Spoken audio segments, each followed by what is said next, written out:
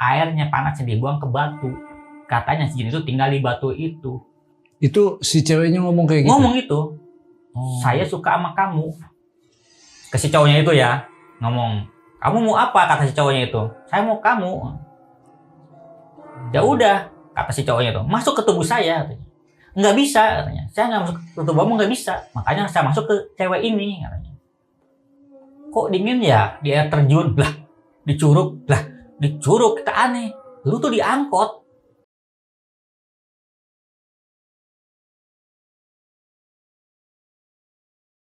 Selamat malam Bang Tolet. Malam.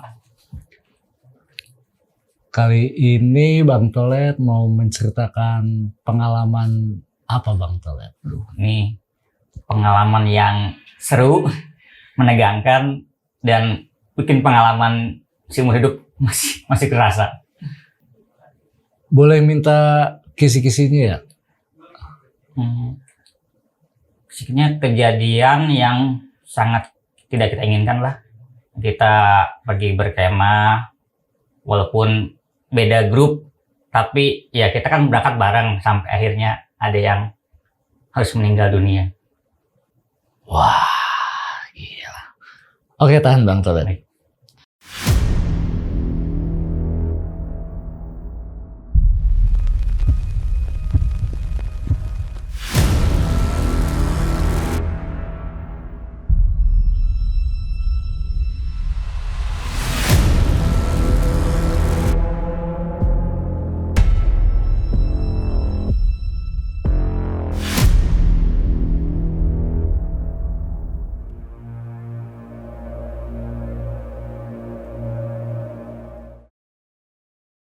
Awal mulanya saya bersama dua rekan saya, ya maklumlah namanya anak kampung gitu, pengen ya yang suka hobi kita berpetualang atau ngebolang lah, zaman kasar zaman sekarang ya itulah. Kita mencoba untuk nyari kesibukan atau hobi yang berbeda itu. Hobinya ya kita mencoba untuk berkemah atau camping. Nah, karena emang kita baru pemula dan belum tahu trek gunung yang sangat tinggi atau di Jawa Barat ya, makanya kita nyari mungkin gunung yang terdekat dari Bogor, yaitu kita masuk ke Gunung Halimun di Sukabumi.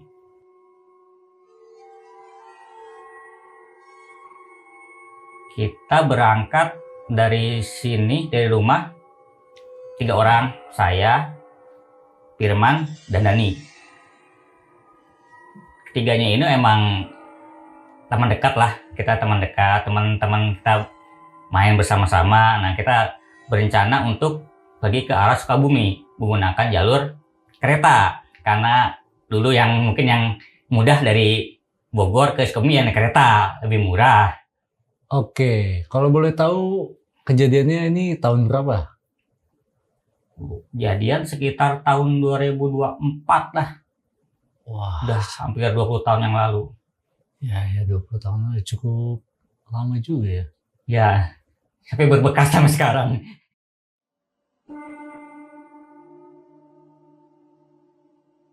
Awal mula kita berangkat pagi dari rumah menuju ke stasiun Bogor.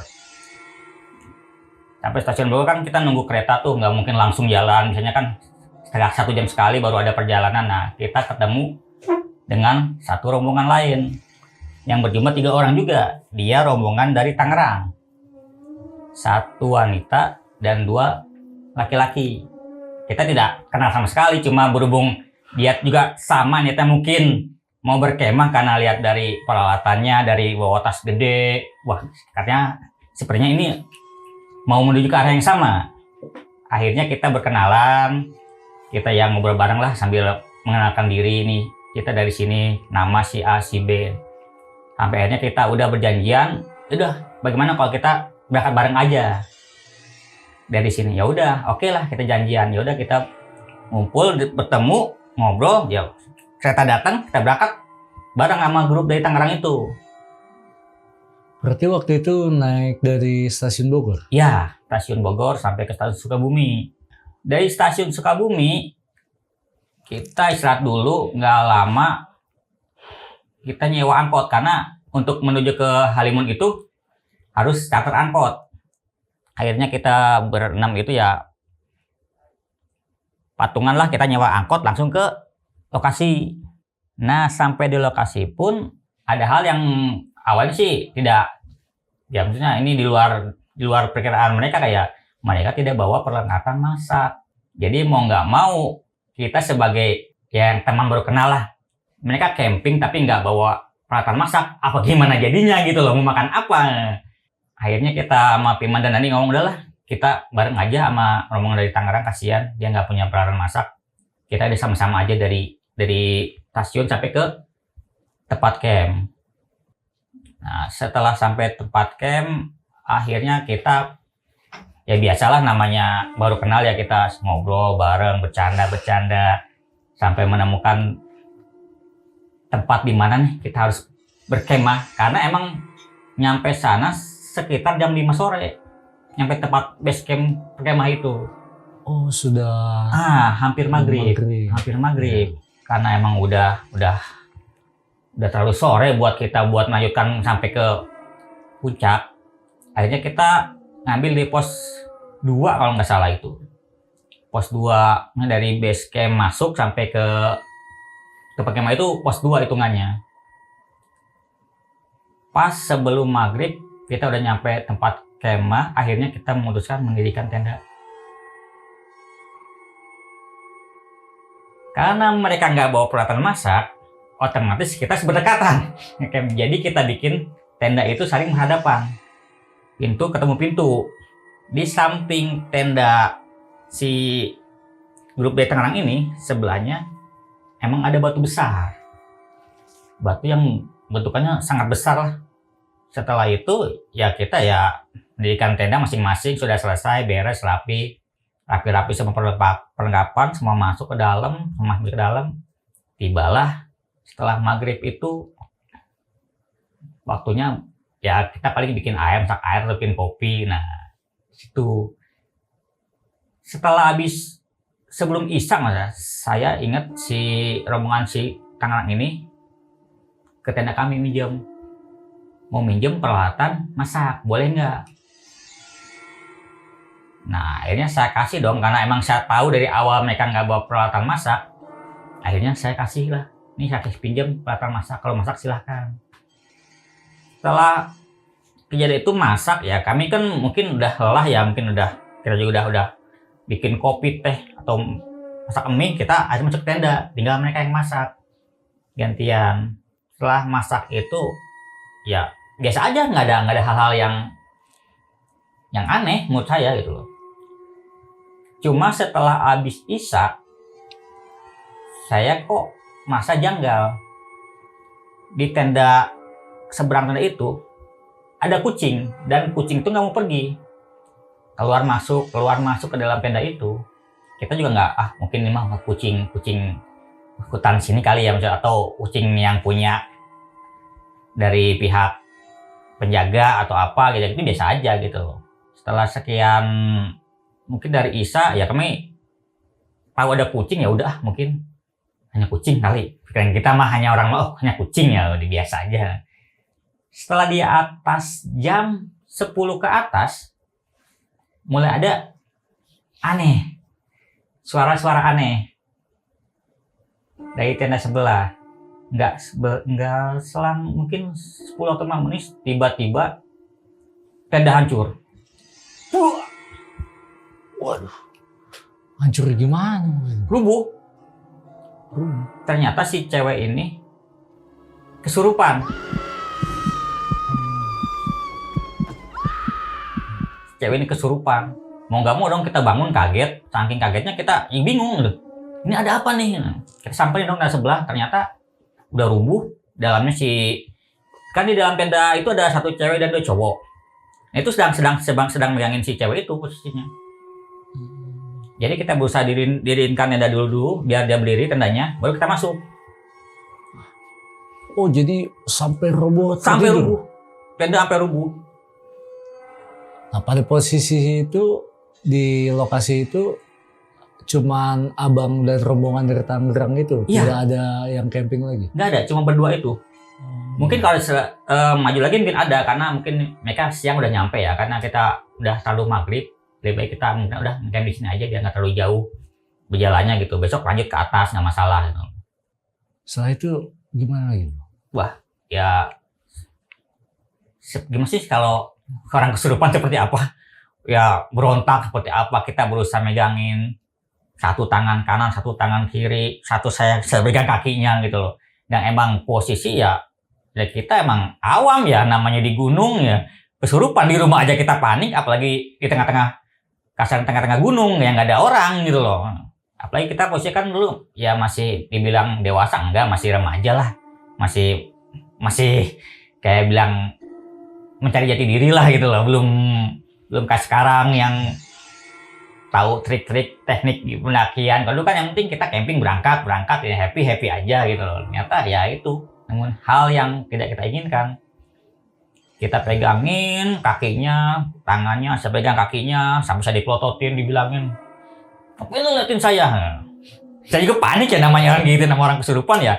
Ya saya nubruk aja. Wah, ini bener kesurupan ini.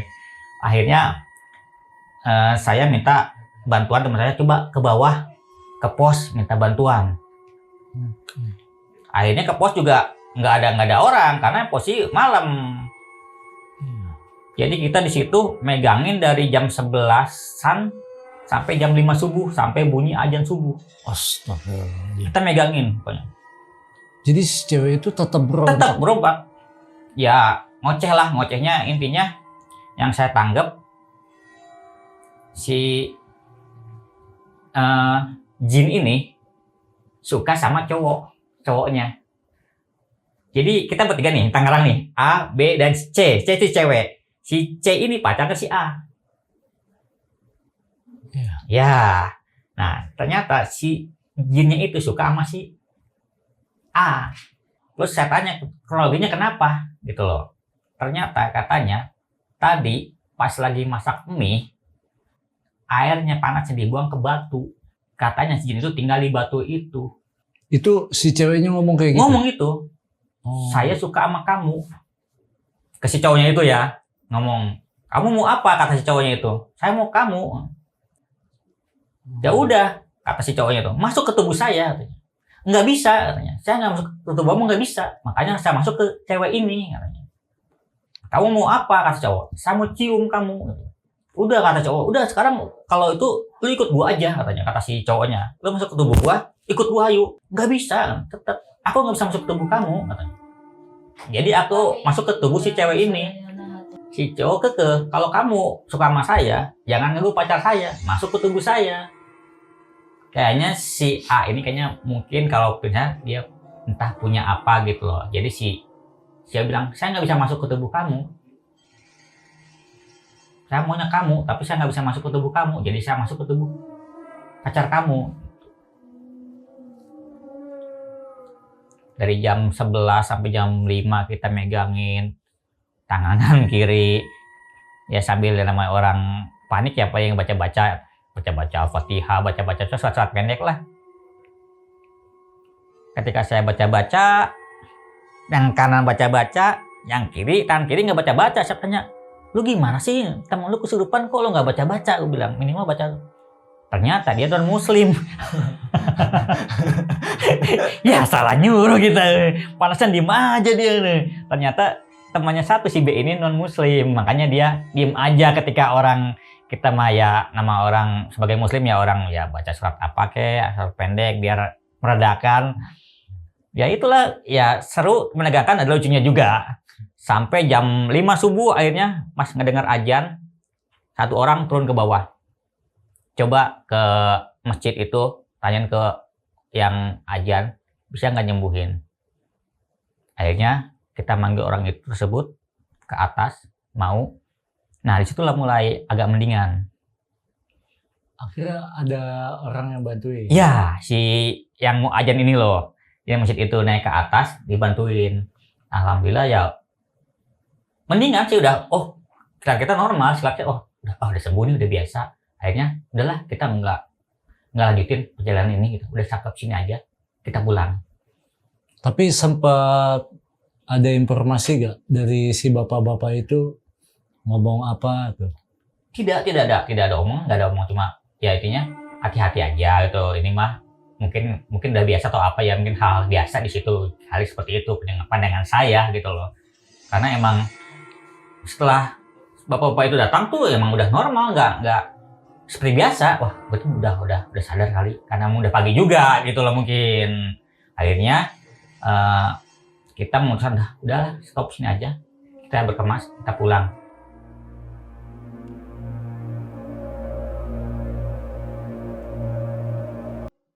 Kita nggak mau lanjut lagi ke atas lah, cukup perjalanan kita sampai sini nih. Kita pulang. Akhirnya kita berkemas, cuma diberes-beresin semua. Si cewek pun udah kelihatan udah seger, udah biasa. Kita bikin sarapan, ngopi-ngopi dulu. Akhirnya pokoknya pagi kita jam 6-7 kita udah ready. Jam 8 turun lagi ke bawah. Oh, berarti si cewek ini udah bisa diajak ngobrol? Udah bisa diajak ngobrol.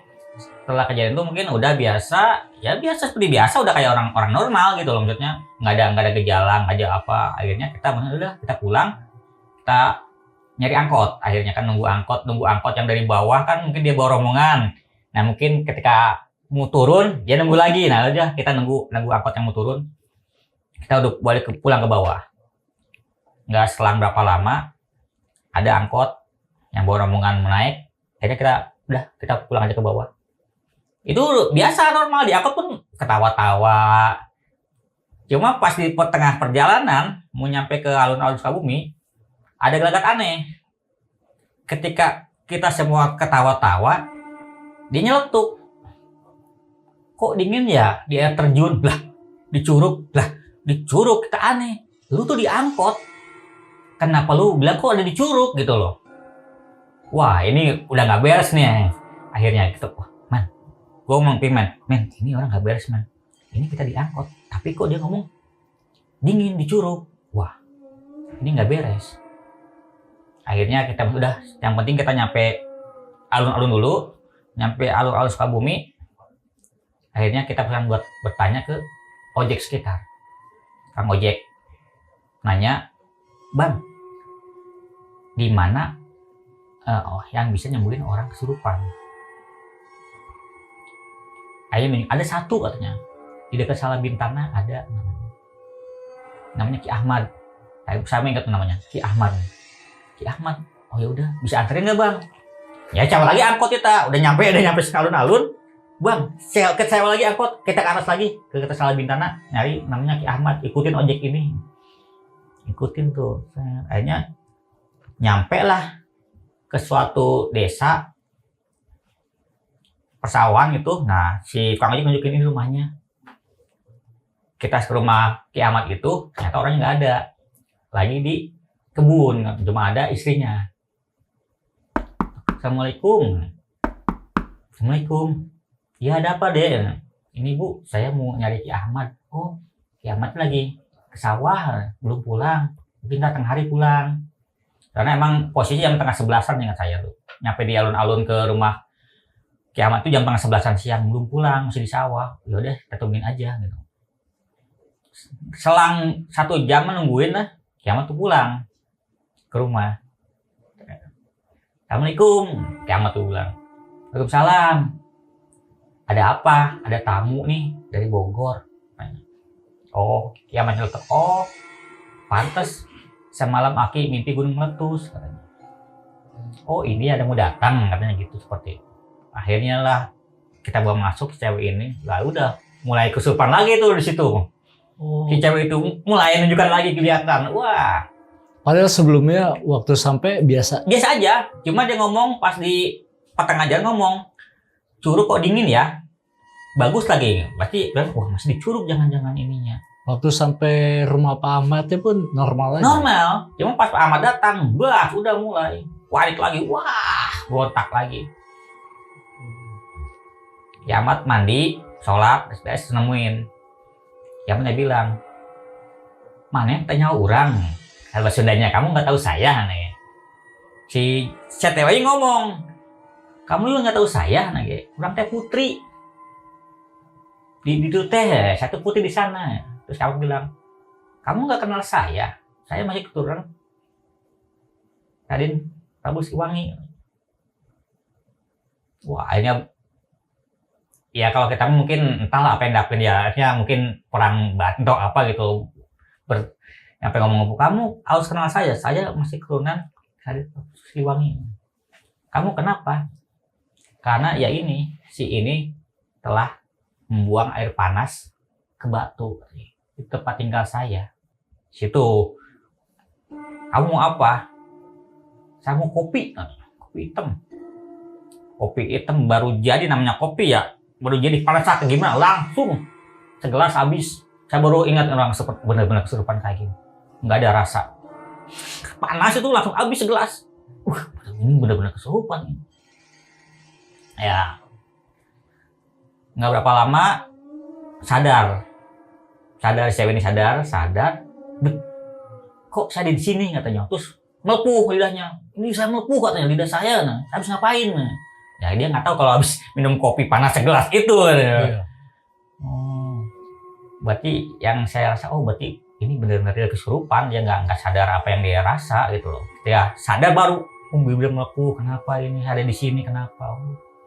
Nah situlah mulai kita ngobrol sama Ki Ahmad gini-gini. Ini ya semalam kakek mimpi katanya.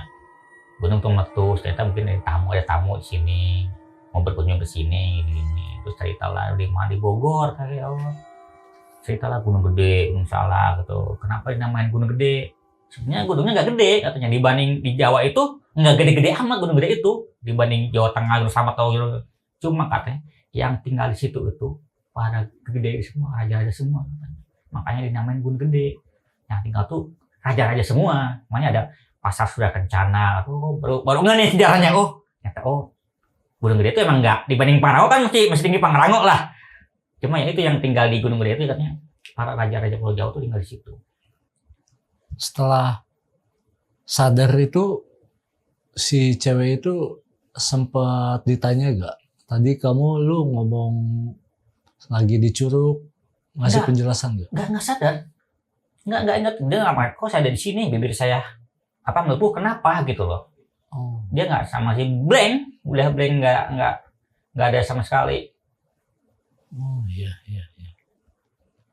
Terus gimana lagi selanjutnya Mas? Ya mungkin kita udah ngerasa ini kayaknya udah sembuh dah, karena ya udahlah kalau emang ini udah sembuh kita maksudnya udah kita untuk pulang. Tapi tetap kita bareng dari alun-alun Sukabumi, dari rumah si Ki Ahmad ini ke stasiun Sukabumi sampai ke Bogor kita bareng. Tapi pas stasiun tuh saya merasa aneh nih, ini kok masih suka ngelamun cewek ini. Gelagatnya beda gitu loh, walaupun udah normal tapi suka kira-kira tatapan kosong, ngelamun ini kok masih ngelamun bocah nih.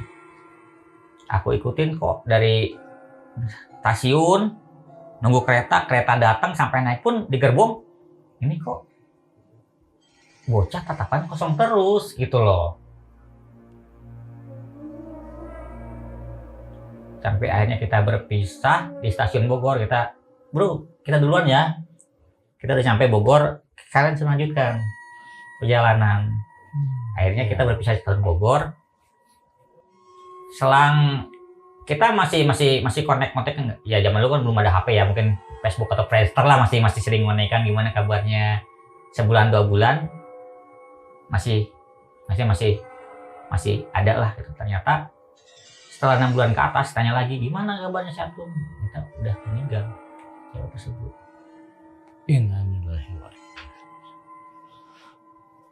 Kalau boleh tahu dapat informasi meninggalnya itu karena penyebabnya apa, sakit atau gimana? Ya, menurut si pacarnya itu emang semenjak dia itu sering sakit ya, sampai akhirnya nggak ada. Dari si cowok itu ngomong bahwa ini kemungkinan dari bekas waktu kita di Halimun. Sakit apa Bang? Tahu nggak? Iya, saya nggak nanya jelas ya ke si cowok ini, karena emang takutnya apa memorinya atau gimana ya. Yang penting doain ya semoga tenang, atau keluarga ya kan abang juga sabar gitu loh, maksudnya tabah lah, namanya musibah, namanya nggak ada yang tahu gitu loh.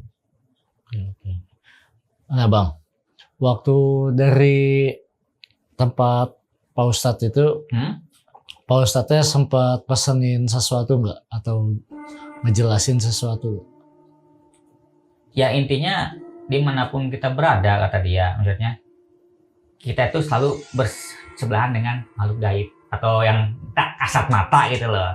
Ya mau di rumah, di gunung, ya kan, atau di manapun ya minimal kita satu jaga sikap, perilaku, adab. Ya kalau mau misalkan mau buang air ya permisi, kita nggak tahu apa ada orang atau yang tak kasat mata di sekitar kita. Nah minimal itu, minimal kita harus permisi dan nggak sembarangan ngomong, juga dijaga.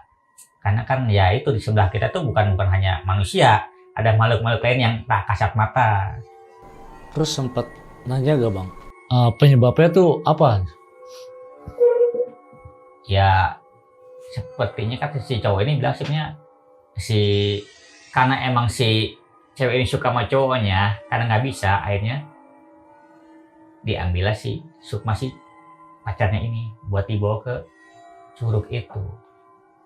Terus tinggal di curug di sana. Itu penjelasan dari si pacarnya. Ya dari si cowoknya ini. Ya mudah-mudahan